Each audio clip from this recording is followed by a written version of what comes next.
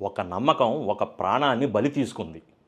తమిళనాడులోని తిరువన్నామలైలో మోక్ష మార్గం అని పిలిచే ఒక ఇరుకైన రాతి సందు ఉంది. ఆ సందు గుండా వెళ్తే మోక్షం లభిస్తుందని కొందరు భక్తులు విశ్వసిస్తారు. అందుకే ప్రతి సంవత్సరం ఎంతోమంది ఈ ప్రయత్నం చేస్తుంటారు. కానీ ఇటీవల ఆంధ్రప్రదేశ్లోని రాజమహేంద్రవరానికి చెందిన 36 ఏళ్ల మణికుమార్ ఈ రాతి సందులో ఇరుక్కుపోయారు. శ్వాస తీసుకోవటానికి తీవ్ర ఇబ్బంది పడి దురదృష్టవశాత్తు ఆయన ప్రాణాలు కోల్పోయారు. ఇంతలో సోషల్ మీడియాలో మరో వీడియో కూడా వైరల్ అవుతుంది. అందులో ఒక మహిళ ఇలాంటి ఇరుకైన రాతి సందులో ఇరుక్కుపోతే అక్కడ ఉన్నవారు ఆమెను బయటికి లాగుతున్నట్లు కనిపిస్తుంది. అయితే ఈ వీడియో ఎప్పుడు ఎక్కడ చిత్రీకరించబడిందో, దీనికి ఈ ఘటనతో సంబంధం ఉందో లేదో స్వతంత్రంగా నిర్ధారించబడలేదు.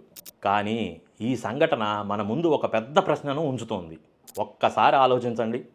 ఇంటి నుంచి నవ్వుతూ వెళ్ళిన ఒక మనిషి తిరిగి రాకపోతే అతని కోసం ఎదురు చూసే భార్య, పిల్లలు, తల్లిదండ్రులు పడే బాధను ఎవరు తీర్చగలరు?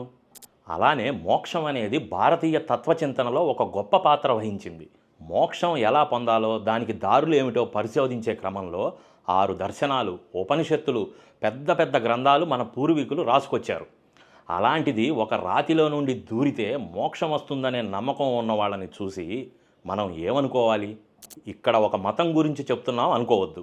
ఇలాంటివి మతాలకు అతీతంగా సామాన్య భక్తులు అందరూ చేస్తున్నారు. భక్తి ఉండొచ్చు, విశ్వాసం ఉండొచ్చు, కానీ మనల్ని ప్రేమించే వాళ్ళ కన్నీళ్ల కంటే ఏ ఆచారం కూడా ఎక్కువ విలువైంది కాదు. ఎందుకంటే మోక్షం గురించి తర్వాత ఆలోచించవచ్చు, కానీ ఒక్కసారి పోయిన ప్రాణం తిరిగి రాదు. ఎంత గొప్ప నమ్మకమైనా అది మన ప్రాణాల కంటే గొప్పది కాదు.